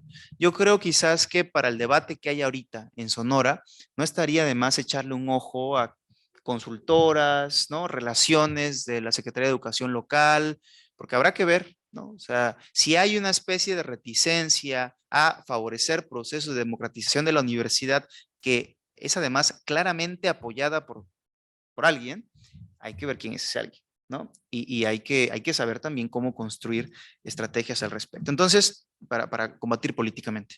Entonces, ese es el segundo punto, ¿no? Estos grupos reculan del debate nacional porque además la reforma a ellos les conviene. La reforma educativa del presente sexenio, y bueno, es que ese ya es otro tema, es un tema larguísimo, pero en esencia no es una reforma que haya nacido en los pasillos de Morena. Más o menos el 80% de la reforma, 82% de la reforma educativa del presente sexenio fue desarrollada por el PAN y por el PRD. A través de un proceso de concertación legislativa que prácticamente aceitó todo lo que se tenía que hacer para llegar a una nueva reforma educativa con el mito de la cancelación de la anterior, lo cual resultó muy benéfico para todos los partidos políticos. A Morena le ayudó muchísimo porque dijo, ven, cumplimos la propuesta, cancelamos la reforma, superamos el neoliberalismo. A los partidos de oposición le resultó muy útil porque lo que dijeron fue, ven, estos tipos están destruyendo todo lo que nosotros hicimos. Y ambas cosas eran mentira. Quien quedó jodido fue el magisterio, porque entonces no tenía ningún arma para decir absolutamente nada. Si el neoliberalismo ya se había superado, ¿qué era lo que había que hacer? Solamente aplaudir. Entonces, este juego partidista, ¿no? Terminó por legitimar la reforma y terminó por legitimar algunas prácticas políticas que habían sido impulsadas por esos grupos de los cuales hablo en el libro. Entonces, la primera conclusión del último capítulo es, hay una continuidad neoliberal en educación. Segundo, hay un cambio en la estrategia de grupos de interés en el sector educativo. Tercero, como efecto de lo anterior, hay una desmovilización brutal del mundo del trabajo docente en el nivel básico, incluso en aquellas organizaciones históricamente combativas como la propia CENTE, una desmovilización preocupante, además en algunos sectores de manera mucho más pronunciada. Cuarto, estamos frente a lo que, recuperando nuevamente a Gramsci, podría denominarse como una especie de revolución pasiva en educación, ¿no? Y quinto, estamos en la antesala de un nuevo proceso de privatizaciones educativas, ahora como efecto del capitalismo muerto que Zizek declaraba en la pandemia, ¿no? Y aquí me gustaría dedicarle un par de minutos para concluir. Decía que esta estrategia de grupos de sectores interesados, grupos de interés, había apuntado hacia recular a los estados, a las entidades federativas. La pandemia les permitió regresar al debate a nivel federal. Recordemos que una vez que se cierran las escuelas, lo que se desarrolla es algo que se llamó Plan Nacional de Educación a Distancia para que pudieran niños y niñas seguir las actividades educativas vía remota, ¿no? Y además del pacto que en teoría costó 450 millones de pesos al gobierno federal para que las televisoras transmitieran los programas de Aprende en Casa, hubo otro acuerdo, otra alianza público-privada entre la SEP y Google Latinoamérica. Google entonces le dio, entre comillas, a la SEP la posibilidad de utilizar la plataforma de Google Classroom de manera gratuita y de esta forma la SEP abrió más o menos 17 millones de cuentas para Google for Education. De hecho, hasta donde tengo entendido, es una de las aperturas más grandes que se han dado en el mundo de cuentas de Google por parte de un ministerio de educación. Se hicieron evaluaciones respecto al uso de Google, los tiempos, etcétera. Esa es otra cosa. Lo que me interesa es que a partir de esta alianza, ese plano de gobernanza del cual hablaba el profesor hace un momento, se desplaza también al ámbito del salto digital en educación. Tenemos entonces un potencial salto digital en educación en donde la autoridad educativa formal ya no es la única que manda, porque recordando incluso los principios de la administración y la gerencia, de los cuales hablaba el día de ayer el profesor Bueno, en la gerencia el control es el poder. O sea, y quien tiene el control real de las plataformas educativas no es quien las administra en una primera instancia, que serían las secretarías o los ministerios de educación, sino quien las posee, que son las empresas privadas. Entonces, con este salto digital en educación, lo que tenemos de facto es un cogobierno educativo entre los ministerios de educación, no solo de México, sino del mundo, y la empresa. Y eso tiene muchos efectos que ahorita no tenemos tiempo de mencionar, pero a la par de esto permite nuevamente que esos actores que se habían ido a las entidades federativas durante un tiempo porque la correlación de fuerzas no les beneficiaba, regresaran al debate educativo nacional, pero siendo ahora los protagonistas y quienes iban a rescatar la educación. La organización Únete, que mencionó el profesor hace un momento, creada por Claudio González Guajardo en 1999, fue la encargada de capacitar a millones de maestras y maestros con el apoyo de la SEP en el uso de Facebook para la educación. Es decir, la organización del archienemigo de la 4T es quien le está enseñando a los y las maestras a utilizar una plataforma digital estadounidense, que además es contratista de agencias de desarrollo y de defensa nacional, para que los maestros aprendan a dar clases en línea. A mí me parece preocupante, bastante preocupante. No solo fue Únete, fue un conjunto de organizaciones privadas que poco a poco se han ido estableciendo como, digamos, quienes van a marcar los límites en torno a la, entre comillas, modernización del sistema educativo mexicano post pandemia. Y esto desde luego es, digamos, una fase más de la pedagogía del capital. Porque entonces tenemos que la apuesta por la pedagogía del capital no es solo comerse a las escuelas en estricto sentido, sino también, digamos, comerse la extensión digital de las escuelas, es decir, la manera en cómo aprendemos, cómo compartimos cosas vía teléfonos, vía computadora, etcétera. Y la manera, creo, más clara ahorita de ejemplificarlo es que cuando queremos buscar algo en internet, no decimos voy a buscar algo en internet. ¿Qué es lo que decimos? Voy a googlear algo. Es un verbo googlear. Y eso es ideología. O sea, ya es parte de nuestra forma de hablar, ¿no? Y esto se desprende de muchas otras cosas, creación de mercados educativos, cuasi mercados. Miren, hubo un estudio en el cual se mencionaba la cantidad de horas a las cuales estudiantes de educación básica estuvieron, digamos, expuestos y expuestas de comerciales de comida chatarra mientras veían Aprende en Casa. Una cantidad de horas tremendo. Y casualmente durante los horarios en los cuales estaban en vivo los programas de Aprende en Casa, esos horarios eran prácticamente, digamos, cooptados por empresas de la industria de la comida chatarra. En comparación con otras horas, prácticamente no había comerciales de automóviles, no había comerciales de bebidas alcohólicas. Lo que había esencialmente era de productos chatarra y juguetes. Un nuevo mercado. Entonces, lo que se nos presenta como revolución educativa, y ya con esto cierro, a partir de la pandemia, y eso lo propuso Ann Crien en un debate a propósito del caso neozelandés y australiano, es que esta revolución educativa, que es lo que se nos presenta como revolución educativa, es decir, el uso de dispositivos digitales, es esencialmente una apuesta para construir lógicas de fidelización de marca, es decir, nuevos consumidores. Porque no únicamente estamos hablando de utilizar Google para aprender, estamos hablando de hacer de Google prácticamente un apéndice de nuestra vida en todos los sentidos.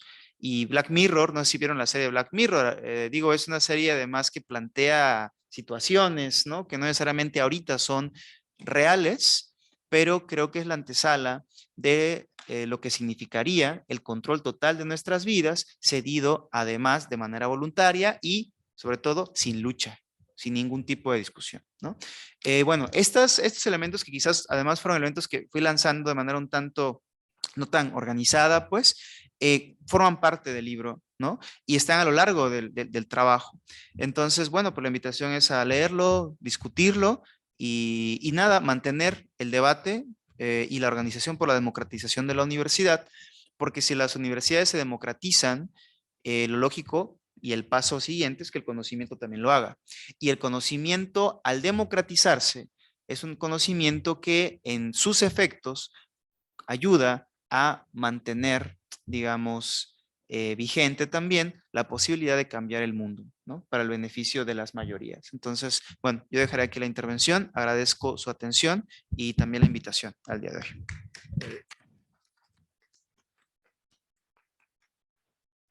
Espera un poco.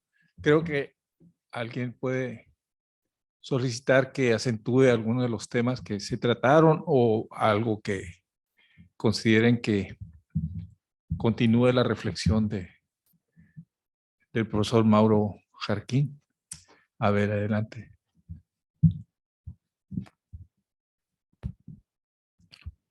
Sí, bueno, en nuestra universidad,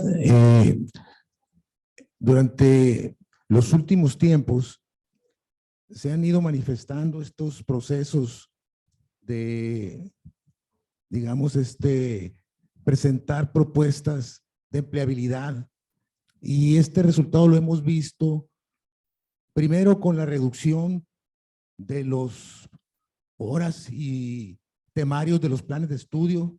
Cuando nosotros iniciamos aquí en el 80, por ejemplo, las carreras de ingeniería eran de 5 años, 5 años y medio con todo y prácticas y servicio. Posteriormente, en el 2001, se modificaron a 4 años y medio. En algunos casos, con el nuevo modelo educativo que se quería imponer, se querían llegar al establecimiento de 4 años, ¿no? Cada vez tendiente más al aspecto meramente de empleabilidad, pues, ¿no?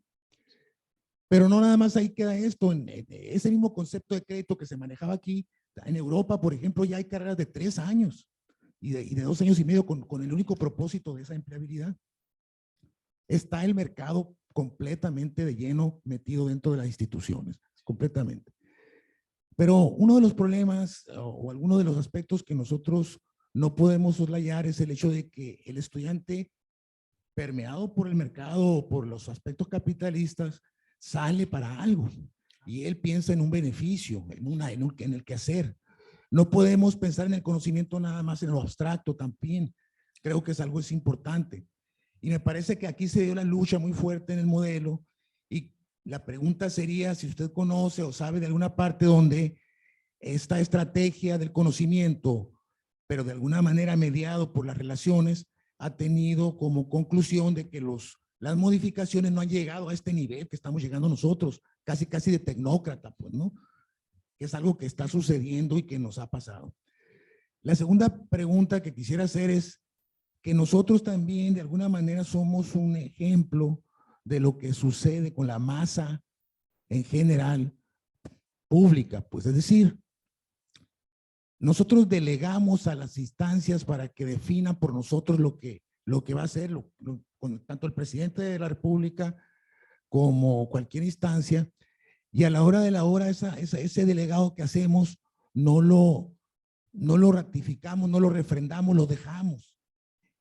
Y por ejemplo, hemos visto que hacen cosas que no son correctas, como nepotismos, como los primos, los hermanos aplicando puestos o generando, y no decimos nada, pues.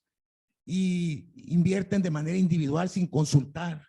Y eso también es parte de algo que tenemos que cambiar internamente en la democracia, porque la democracia es delegar de alguna manera y nosotros tenemos que ser consecuentes con eso también. Entonces, ese otro aspecto, cómo mejorar internamente esos procesos para concientizar a las personas o a los estudiantes, maestros, si ha habido experiencias en otras universidades que han estado en la punta, pues ahí, ¿verdad? Esas serían mis preguntas. Okay. Sí, maestro, gracias por la intervención.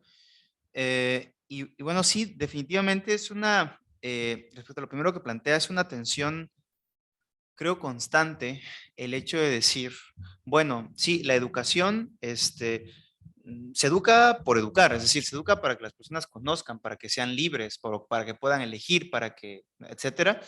Pero al fin de cuentas, tanto a nivel objetivo como a nivel de expectativas de quienes acuden a las instituciones, pues acuden para aprender cosas que les sirvan después, ¿no? para vivir, ¿no? O sea, porque hay que trabajar, hay que vivir, hay que generar algún tipo de valor o hay que hacer algún tipo de actividad. Y yo creo que eso no sería el problema, siempre y cuando, digamos, la manera en cómo se entienda la educación sea la más, de la más, de la mayor, con la mayor integralidad posible. Es decir, y esto creo que se puede discutir en varios niveles, ¿no? A nivel, por ejemplo, de la propia currícula de las instituciones. Hay algunos materiales curriculares que pueden apuntar a formar profesionistas que tengan conciencia histórica, que es súper importante, saber en dónde estamos parados, saber, me platicaban ayer, qué representa el mural que está de aquel lado, qué representa varias cosas que hay en la universidad, ¿no? Y por qué están ahí y por qué yo estoy ahí y por qué yo puedo estudiar y muchos no, ¿no? O por qué yo sí puedo estudiar y de otra manera no hubiera podido. Y creo que ese fomento al desarrollo de profesionistas con conocimiento y conciencia de la historia o de su historia es algo a lo cual paulatinamente las universidades no han apuntado, ¿no? Porque pues, es un conocimiento que no es útil, es un conocimiento muerto, es un conocimiento además enciclopédico que digamos que no sirve. Pero creo que bien se podría hacer coincidir, ¿no? En un proyecto educativo universitario que fomente el pensamiento crítico en clave de transformación y que también fomente habilidades críticas de pensamiento, por ejemplo, para poder resolver problemas, lo cual es algo muy solicitado en los mercados de trabajo. Lo que hoy creo que no es ni uno ni otro, si partimos de las condiciones reales. Creo que lo importante aquí es ponerse a dialogar y poder generar un proyecto en el cual entren ambas dimensiones. Ahora, para eso creo que se requiere evidentemente lucha, porque también lo que hemos visto es que sí, a los grupos de interés privado, a los sectores conservadores, esos grupos no tienen empacho en impulsar sus propuestas tal cual las piensan. Pero cuando desde las izquierdas o desde las perspectivas críticas se busca impulsar alguna iniciativa, hay un rechazo total y lo que te dicen es eres un comunista, ¿no? Digo, no tiene nada de malo, pero lo ven como un insulto. Ahora, el punto aquí es que eso está pasando a nivel básico con el cambio curricular a nivel nacional. Un par de conceptos recupera el marco curricular que tienen origen o se han desarrollado en movimientos pedagógicos alternativos y la reacción, y esa es la palabra, la reacción es decir, bueno, eres un comunista, nos quieres quitar la educación de nuestros hijos. En un foro, y de hecho se lo escribí en una intervención en el periódico, una persona, líder de una organización de derechas en Puebla, dijo, el gobierno de López Obrador quiere impulsar una educación castrochavista bolivariana, así, castrochavista bolivariana, y mucha gente pues, le hizo coro, ¿no? Se movilizaron, fueron al Senado de la República. Entonces yo creo que el tema aquí es poner a dialogar, o sea, porque tampoco es echar, digamos, un rollo que lleve a ninguna parte, ¿no? Y yo creo que sí es posible, o sea, dialogar, insisto, esas dos dimensiones del pensamiento crítico. La capacidad de resolver problemas, que es algo propio de los requerimientos de los mercados de trabajo, pero también la generación de un planteamiento, de una forma de pensar el mundo que conduzca o que pueda conducir a su transformación. Y yo creo que eso se tiene que dar pues, a nivel del debate curricular y a nivel también de las prácticas. Y lo segundo, digamos, ¿qué otras experiencias pueden haber? A mí me parece interesante el trabajo que se hace en las universidades multiculturales, por ejemplo. Ahora, el problema con las universidades multiculturales, o el problema, es que por su propia conformación institucional, están pensadas esencialmente para que sean como enclaves, ¿no? O sea, enclaves de discusión, pero ahí, y que no sean relevantes, ¿no? Hay modelos de universidades en el país muy interesantes. En Oaxaca, por ejemplo, hay una propuesta de universidad que se llama Universidad Autónoma Comunal de Oaxaca. Y es un modelo muy, muy interesante. Pero por el propio diseño de la apuesta universitaria y el trato que ha recibido de autoridades, básicamente son como experiencias que se busca desde las iniciativas oficiales que se queden ahí y que no puedan servir como una especie, digamos, de semillero de experiencias para poder recuperar cosas. Por ejemplo, ¿cómo se plantea en los planes de estudio la relación entre el ser humano y la naturaleza en dichas universidades? ¿No? No es una cuestión instrumental. Incluso no se usa, por ejemplo, la noción de recursos naturales, ¿no? Se habla más bien de bienes comunes, que es, creo, muy importante. Ahora, a nivel, por ejemplo, de organización sindical, también hay algunas experiencias históricas que además, bueno, aquí en el movimiento sindical de la universidad se conocen mucho más, pero lo que creo de fondo es que para que todas esas experiencias, tanto a nivel de iniciativas curriculares, digamos, más integrales, como también a nivel de capacidad de movilización de los sindicatos docentes, para que se pueda aprovechar todo ese conocimiento, es muy necesario pues, tender lazos con otras organizaciones, o sea, a lo largo del país. Y eso también es una apuesta que muchos gobiernos federales han llevado a cabo en clave de no permitir que las luchas distintas se unifiquen. O sea, hay una apuesta por la atomización de las luchas. Y si hay un proceso de intento de democratización en una universidad, bueno, lo que se busca es que se quede ahí. Pero imaginemos, no sé, qué interesante sería que en el proceso de apuntalar por la democratización de la Unison, colegas docentes en otras universidades también participaran o participáramos en actos de movilización e intercambio de información, etcétera. Creo que eso sería bastante rico, ¿no? Entonces creo que esta segunda intervención, profe, apela también a una, digamos, una dimensión estratégica. O sea, para poder aprovechar el conocimiento generado no solo en la experiencia didáctica, sino también en las luchas, es necesario generar puentes, alianzas políticas, y es algo pues, que lleva mucho tiempo, pero también creo es algo por lo cual estamos aquí también el día de hoy, ¿no? Entonces, bueno, esa sería la introducción. Gracias. Pues si alguien más quiere participar, adelante. Sí.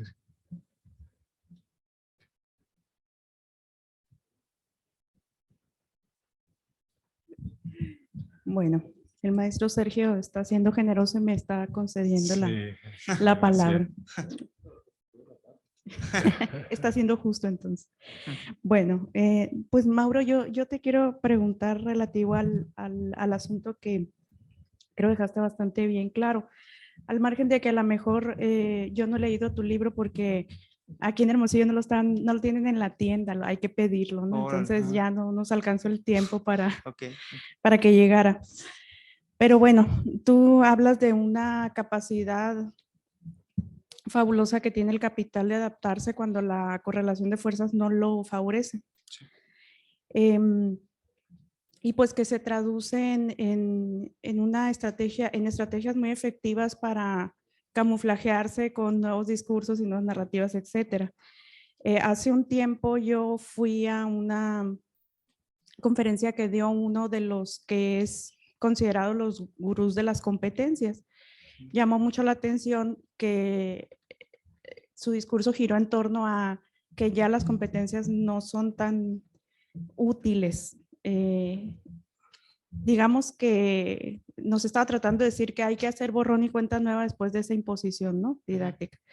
Pero de una manera matizada para que nos diéramos cuenta que pues al final de cuentas era nada más un truco para mantener ciertos controles, ¿no? Mi pregunta tenía que ver con ¿cómo ves tú desde esta misma perspectiva esta habilidad, pero en el sentido contrario del pensamiento crítico las izquierdas? Porque es muy desalentador que de un lado hay esa habilidad, pero del otro, pues, ¿qué estamos haciendo? No sé si en tu libro recoges alguna reflexión al respecto, pero yo pensaría si estamos más allá de la queja y el señalamiento y podemos empezar a tener ciertas consideraciones, a lo mejor también habría que actuar en ese mismo sentido. Mantenernos al margen también con la correlación de fuerzas no beneficiosa y ponernos a pensar o reflexionar.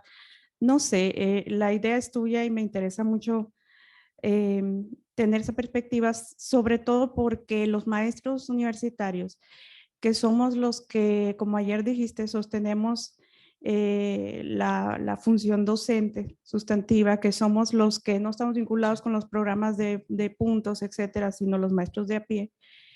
Todos los días enfrentamos esa desesperanza con los estudiantes, porque yo creo que un poco he diferido con el maestro José Luis yo en el sentido de que de que, como tú lo dices, y me dio gusto saberlo, las discusiones son hacia adentro a pesar de que las imposiciones vienen de afuera.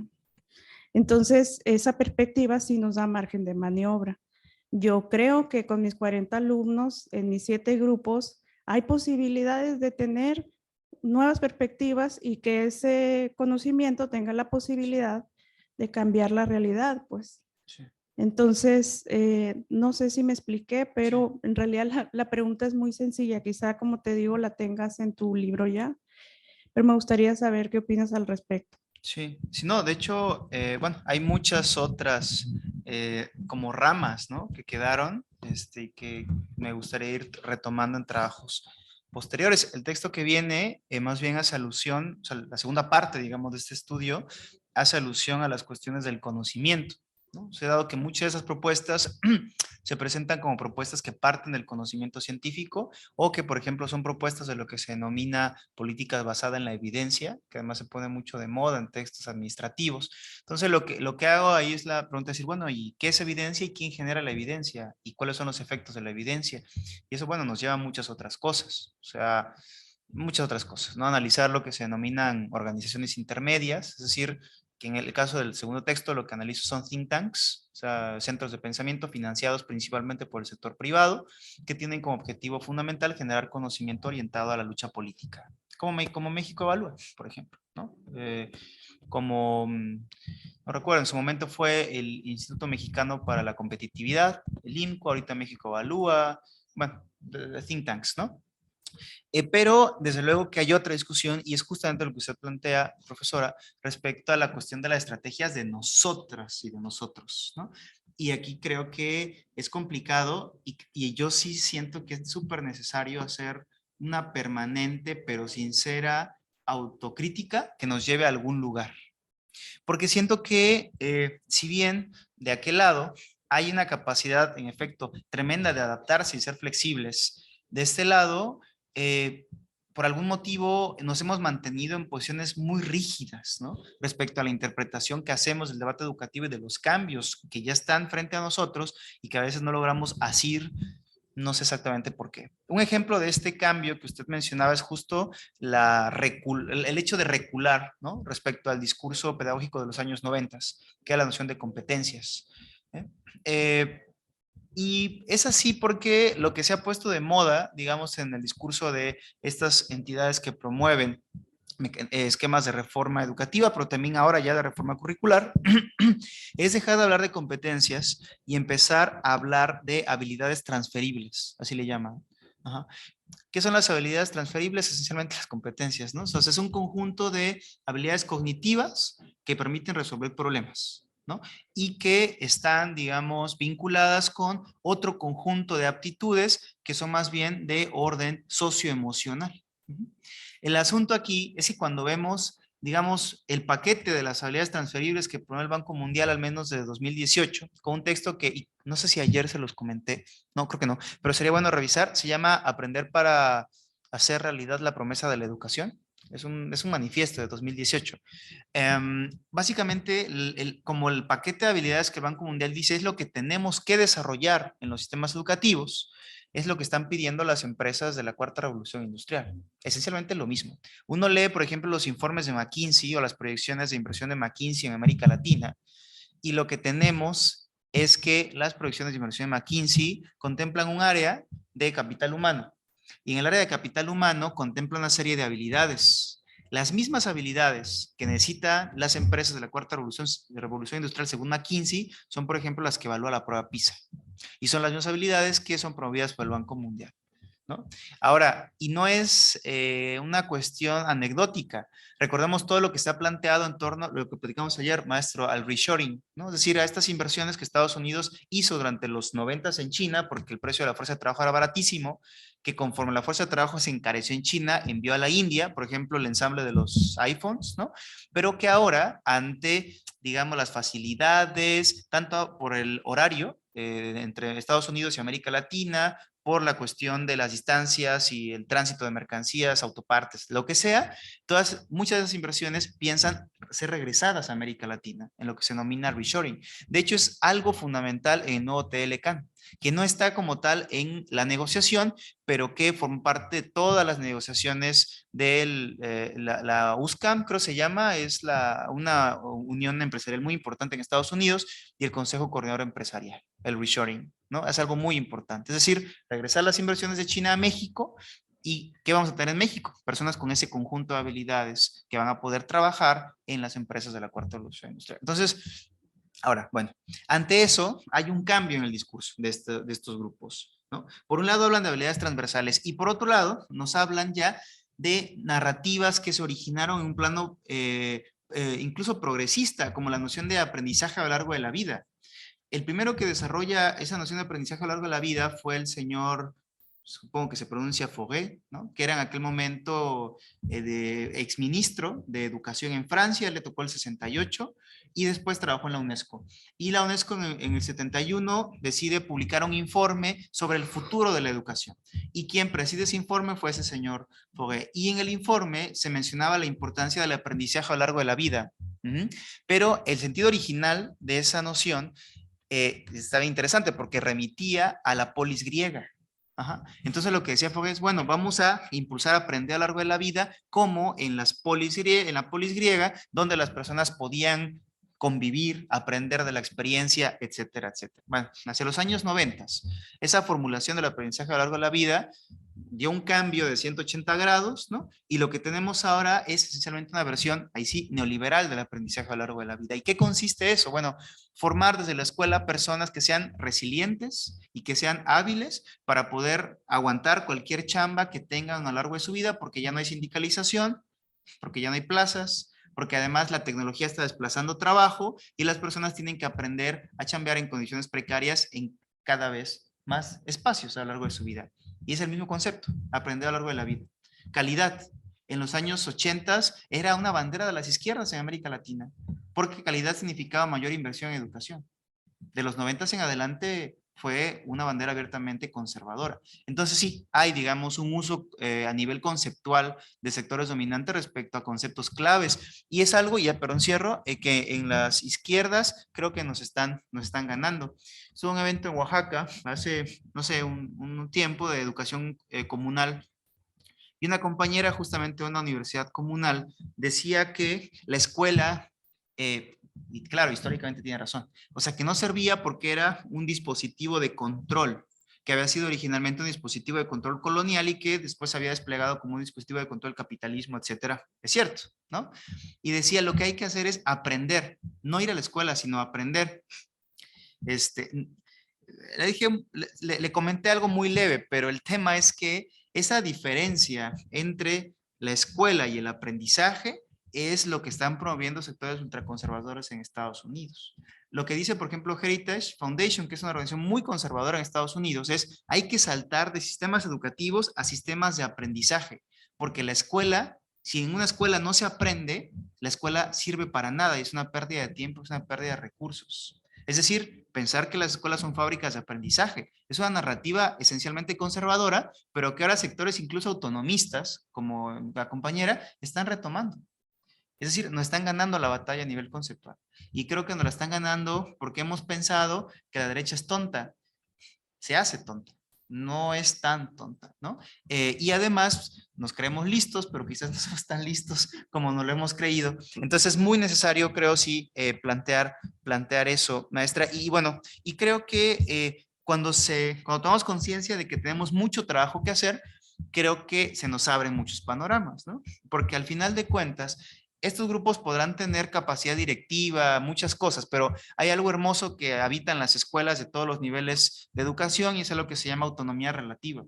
Entonces, claro, hay un currículum, pero aquí hay lo que se llama libertad de cátedra, ¿no? Claro, hay dispositivos digitales cargados con la ideología de Silicon Valley. Pues sí, pero podemos optar por usarlos o no.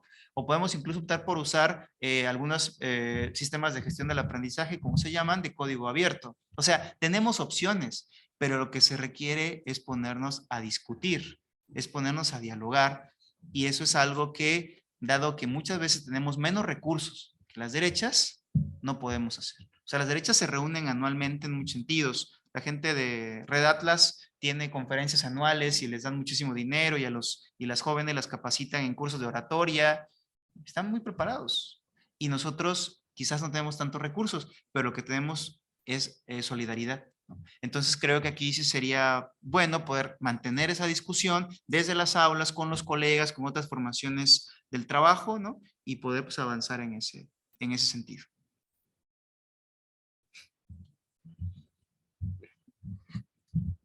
Gracias, maestro. Seguimos con el maestro Barraza. Me parece muy interesante el tema del libro.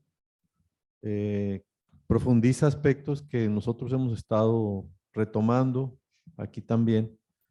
Y yo creo que sería muy interesante complementar todo este análisis y discusión con el tema de la educación superior en términos de cómo se establecen esas políticas y programas y proyectos a nivel de la educación superior y el papel que juegan los diferentes agentes, en particular, por ejemplo, la NUYES, que ha jugado un papel muy importante, creemos, en todo esto de el convertir a las universidades de instituciones que tenían una participación muy relevante en las comunidades en términos críticos del gobierno en turno y que se fueron convirtiendo en instituciones muy conservadoras, o donde el conservadurismo empezó a crecer significativamente, pues, ¿no? Entonces creo que sería muy interesante también abordar esa parte, pues, ¿no? Desde la misma perspectiva. Y que dentro de la lucha que estamos dando por la democratización de la Universidad de Sonora, creo que esa discusión es fundamental porque también, por un lado, nos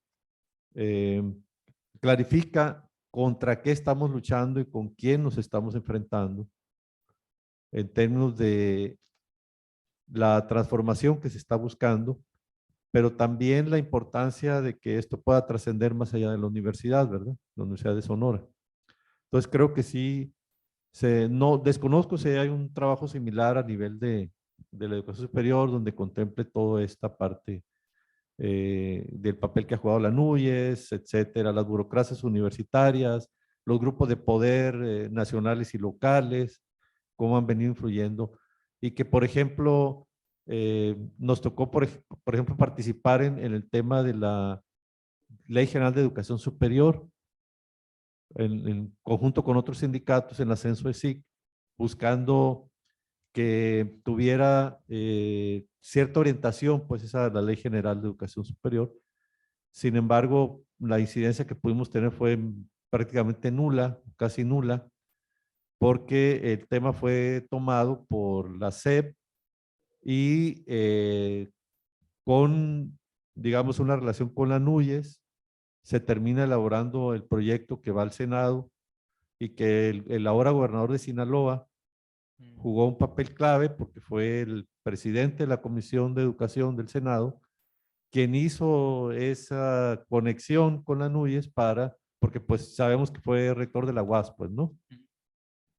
Entonces ahí se dio, digamos, la conexión para que la Ley General de Educación Superior retomara muchos de los aspectos de la NUYES, como el tema de que para reformar una ley o cambiar una ley orgánica de una universidad autónoma, tiene que haber una consulta a los órganos colegiados y tiene que haber una opinión explícita del máximo órgano de gobierno de la institución.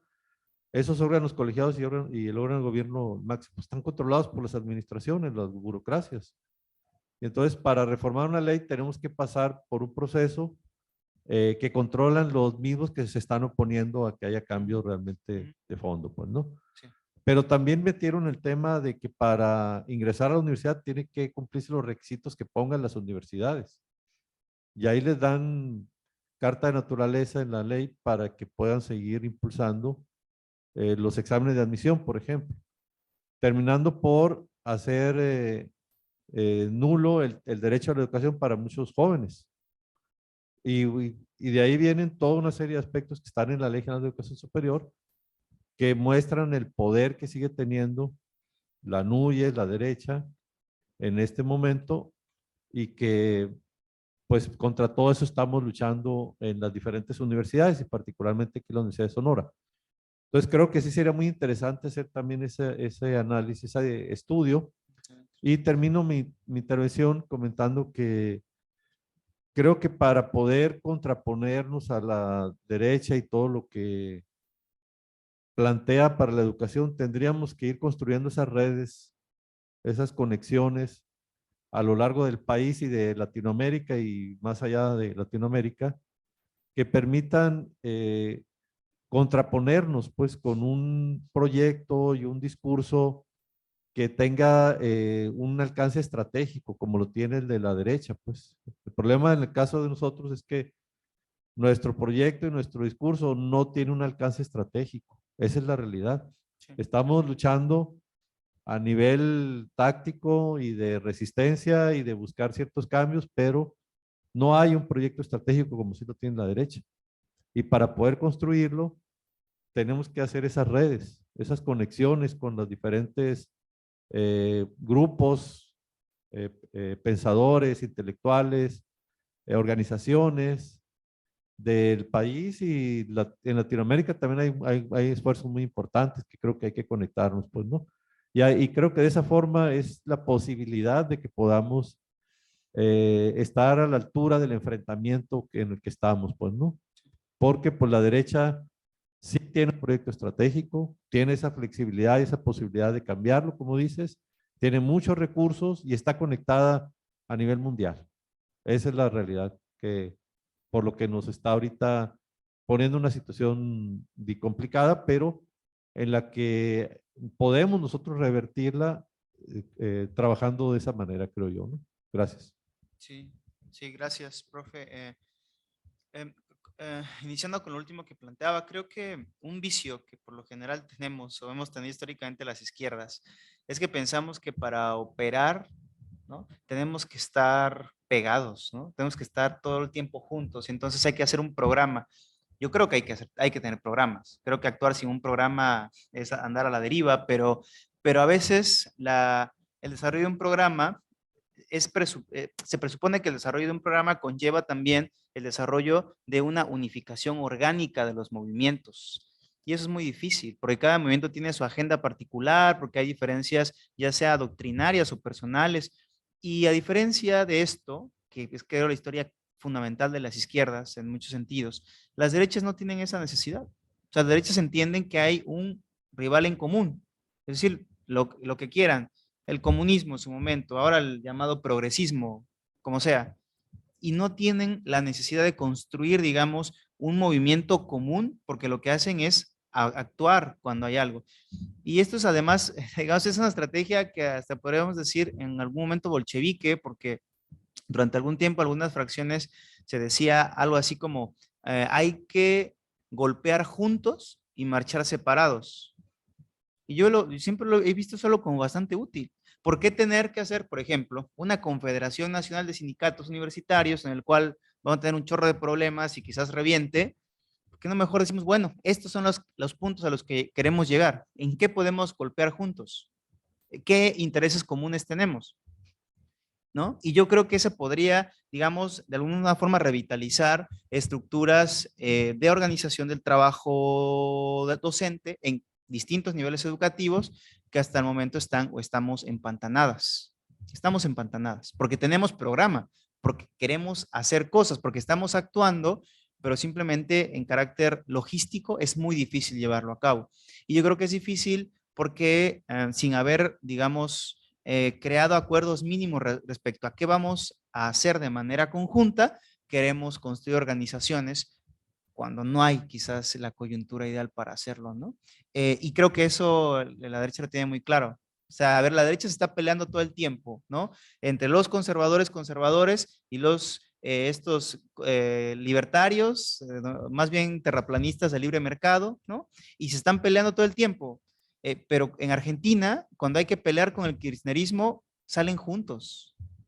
No hay problema que uno sea, entre comillas, muy religioso y el otro sea ateo, pero quiera privatizar todo. Esas diferencias no les importan golpear juntos. y en las izquierdas eso es algo que creo nos ha hecho mucha falta, ¿no? De los trabajos así, profesor, yo no he realizado, y creo que sería muy bueno hacer algo así, un estudio más o menos, digamos, que contemple estos rasgos en educación superior, pero quien ha llevado a cabo trabajos muy interesantes respecto a esos temas es Hugo Aboites, ¿no? O sea, él ha trabajado mucho digamos, el interés de algunos sectores dominantes por controlar en las universidades, por impulsar evaluaciones excluyentes, etcétera. E incluso él, en su libro Viento del Norte, creo que se llama, es un libro donde analiza el sector universitario tras la firma del Tratado de Libre Comercio. Él esboza lo que vendría después a ser realidad, ¿no? La proliferación de empresas multinacionales que proveen servicios educativos. La UVM está aquí cerquita, ¿no? Más o menos. Y la UVM, pues, o era hasta hace un tiempo parte de Laureate Universities, ¿no? Un complejo estadounidense, ¿no? Entonces, pero más estudios respecto a eso no he revisado. Y creo que sería muy bueno, porque en educación superior pasa algo un tanto similar respecto al gobierno de la educación básica. Se han impulsado a través de la NUYES, ¿no? Y de la Ley General de Educación, estos esquemas de gobierno que son conocidos como esquemas de gobernanza, ¿no? Donde ya no es el gobierno central quien decide las políticas, sino es el gobierno más un conjunto de organizaciones y representantes de la sociedad civil, ¿no? Quienes definen hacia dónde llevar a cabo las políticas, porque eso es más democrático en teoría. Pero generalmente lo que pasa, al igual que en educación básica, es que un representante de la sociedad civil, además muy importante, pues es el sector empresarial, ¿no? Entonces, creo que sería igual, sí, bueno, hacer una revisión de la normatividad actual para ver hasta qué punto el sector empresarial es, digamos, solo una voz, ¿no? O es realmente un actor importante en el diseño de políticas educativas a nivel superior. Y yo creo que eso no estaría, digamos, fuera de tono, dado que lo que sucede con organizaciones como la NUYES es que se terminan convirtiendo en unas burocracias monolíticas, ¿no? Que por un lado no permiten, digamos, el flujo de cambios al interior de las universidades, pero que por otro lado sí permiten e incluso fomentan la profundización de esquemas de privatización educativa, por ejemplo, por medio de las certificaciones, ¿no? O sea, la NUYES no dice nada, o sea, no hay crítica de la NUYES respecto a que un conjunto de académicos de alguna universidad hagan una asociación civil que certifique y que cobra, ¿no? Y que además, pues creo que podría llevarse a cabo esos procesos de otra forma, o sea, de manera más democrática, un control democrático de la evaluación de las universidades y de los programas de estudio y no un control, digamos, financiero de las certificadoras privadas, ¿no? Y que es algo que sucede en el país. Pero sí, creo que sería muy interesante hacer un análisis de cómo la propia ley, ¿no? Ha permitido que estas voces privadas en educación superior sean cada vez más centrales, cómo la NUYES, al burocratizarse, no ha permitido el flujo de cambios en instituciones de educación superior en clave democrática, pero se ha hecho de la vista gorda respecto a profundización de privatizaciones, ¿no? Y decía la certificación, pero por ejemplo, la provisión de servicios en las universidades, los servicios de cafetería, por ejemplo, o la privatización abierta de espacios universitarios. En la UNAM, por ejemplo, Alfredo Harpelú tiene casi un campo de fútbol ahí, como si fuera suyo, ¿no? La Fundación Alfredo Harpelú. O sea, es un problema muy grande, pero creo que para eso se tiene que construir, ahí sí, insisto, una serie de principios comunes sobre los cuales actuar, metas comunes sobre las cuales actuar, y bueno, tratar quizás en estos tiempos de poder carismático del presidente sea muy difícil, pero tal vez después del 24 pensar en una jornada nacional de lucha de sindicatos universitarios, porque problemas así hay en muchas universidades del estado. Incluso aquí tengo entendido que no hay tantos problemas de deuda de la universidad que impliquen, por ejemplo, un retraso significativo en salarios de docentes. En otras universidades públicas estatales hay problemas de deuda tremendos que han sido derivados de malos manejos por parte de rectoría y de los propios gobernadores, ¿no? Entonces hay muchos problemas y yo creo que crear una agenda de lucha común sin necesidad de tener una organización común que genere más problemas podría revitalizar al menos el debate nacional en educación superior. Muy bien, muchas gracias, maestro. No sé si haya otra pregunta, comentario.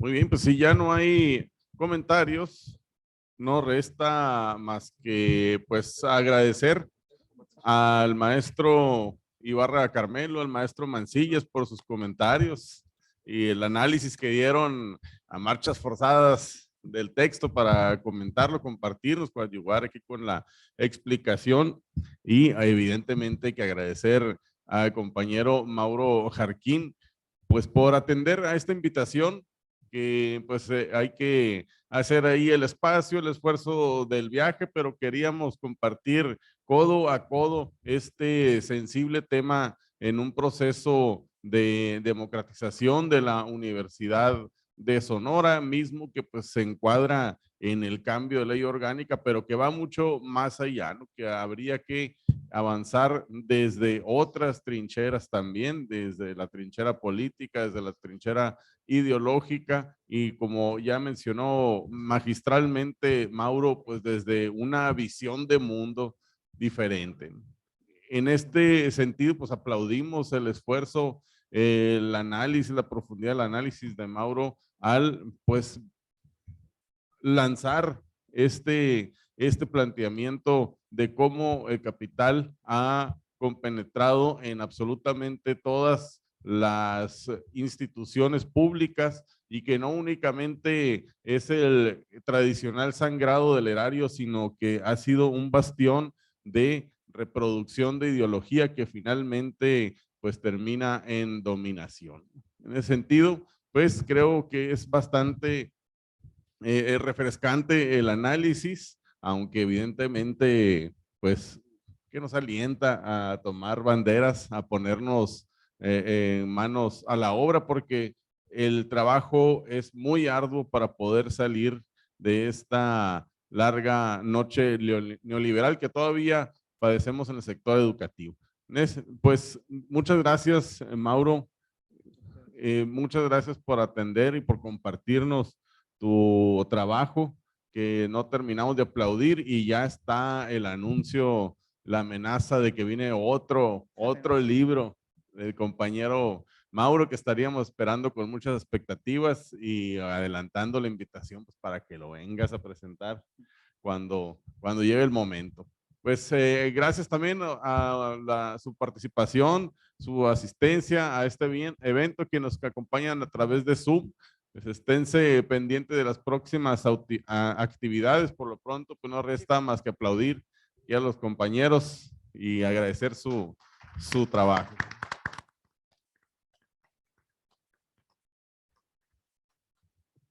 Terminamos con esto la sesión.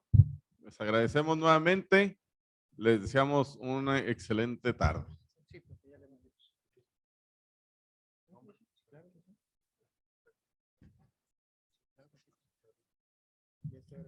Agradecemos a todos los asistentes a esta presentación del libro La Pedagogía del Capital. Nos vemos en la próxima.